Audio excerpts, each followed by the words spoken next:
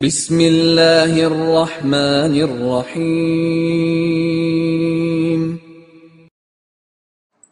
السلام علیکم ورحمۃ اللہ وبرکاتہ ان الحمد للہ نحمده ونستعینه ونستغفره ونستهدیه والصلاة والسلام على سید المرسلین محمد وآلہ وصحبہ اجمعین اما بعد۔ حاضرین و ناظرین، یہ درس حدیث نمبر 207 ہے اور آج کا عنوان ہے اچھی سیرت، تحمل و وقار اور اعتدال، نبوت کا 24واں حصہ ہے۔ روایت سماعت کے لیے ترجمے کے بعد تشریح ہو۔ بسم اللہ الرحمن الرحیم۔ عن عبد الله بن السرجس رضی اللہ عنہ ان النبی صلی اللہ علیہ وسلم قال السمت الحسن والتؤدد والاقتصاد جزء من 24 جزءا من النبوة رواہ الترمذی۔ ترجمہ ہے حضرت عبداللہ بن السرجس رضی اللہ عنہ سے روایت ہے کہ نبی رحمت صلی اللہ علیہ وسلم نے ارشاد فرمایا، اچھی سیرت، تحمل و وقار اور بیان روی یعنی اعتدال نبوت کا 24واں حصہ ہے۔ اس حدیث میں صرف ایک ہی بات بتائی گئی ہے کہ اچھی سیرت، تحمل اور وقار، بیان روی نبوت کا 24واں حصہ ہے۔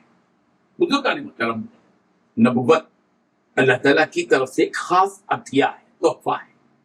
اللہ تعالیٰ جسے چاہے منتخب کرتا ہے کہ اس کا پیغام انسانوں تک پہنچائے۔ یہ نبوت کسی کی عقل، اس کی ذہانت یا اس کی محنت کی بنیاد پر نہیں ملتی۔ انسان برسوں محنت و مشقت کر لے، اپنی کوشش سے کبھی وہ نبی نہیں بن سکتا۔ نبوت ایک ربانی عطیہ و تحفہ ہے۔ سورۃ الحج کی آیت نمبر 75 میں یہی بات کہی گئی، اللہ یصطفی من الملائکۃ رسلا ومن الناس، اللہ فرشتوں میں سے اور آدمیوں میں سے رسول چن لیتا ہے۔ اللہ تعالیٰ فرشتوں میں سے بھی پیغمبر بناتا ہے، یعنی پیغام کو پہنچانے والا، اور انسانوں میں سے بھی نبوت اور رسالت جن کو مل جاتی ہے وہ دیگر تمام انسانوں میں افضل و اعلیٰ بن جاتے ہیں، اور جن کو رسول اور نبی بنایا جاتا ہے وہ امت کے لیے کامل نمونہ بن جاتے ہیں۔ اور جو انبیاء کرام علیہ السلام ہوتے ہیں وہ عقائد اور عبادات میں جس طرح اعلیٰ و بالا ہوتے ہیں، اخلاق اور معاشرت اور معاملات میں بھی مثالی ہوتے ہیں۔ اس حدیث میں نبوت کا 24واں حصہ ان اوصاف کو قرار دیا گیا ہے جن کا تعلق اخلاق حسنہ سے۔ 3 اوصاف ایسے ہیں جن کو نبوت کا 24واں حصہ قرار دیا گیا ہے۔ پہلا وصف اچھی سیرت ہے، یعنی بلند اخلاق کا حامل ہونا اور زندگی میں اچھی عادتوں سے سرشار رہنا، جیسا کہ اللہ تعالیٰ نے خود رسول رحمت صلی اللہ علیہ وسلم کے اخلاق کی بلندی کی پوری گواہی دی۔ وَإِنَّكَ لَعَلَىٰ خُلُقٍ عَظِيمٍ، سورۃ القلم آیت نمبر 4۔ اور بے شک آپ بلند اخلاق پر فائز ہیں۔ رسول رحمت صلی اللہ علیہ وسلم کی اچھی سیرت کو سورۃ الانبیاء کی آیت نمبر 107 میں بھی بتلایا گیا ہے کہ وَمَا أَرْسَلْنَاكَ إِلَّا رَحْمَةً لِلْعَالَمِينَ، کہ ہم نے آپ کو تمام جہانوں کے لیے سراپا رحمت بنا کر بھیجا ہے۔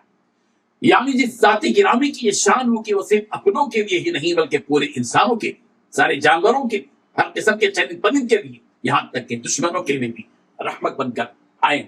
ان کی حسن سیرت پر رشک کیا جا سکتا ہے۔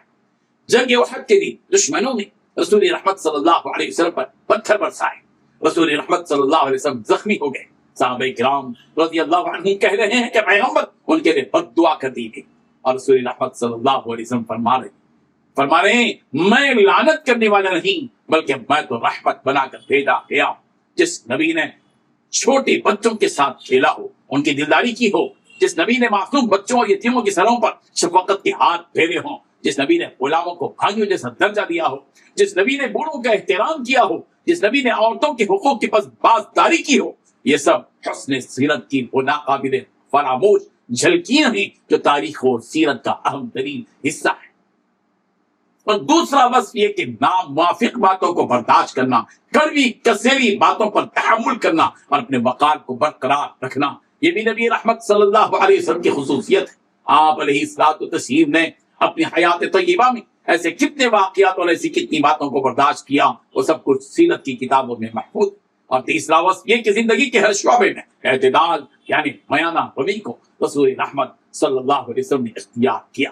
رفتار و گفتار میں میانہ روی، رہن سہن میں میانہ روی، کھانے پینے میں میانہ روی، حسن سلوک میں میانہ روی، سونے جاگنے میں میانہ روی، غرض زندگی کے ہر پہلو میں میانہ روی یعنی اعتدال کو مقدم رکھا اور افراط و تفریط سے پوری طرح کنارہ کشی کی.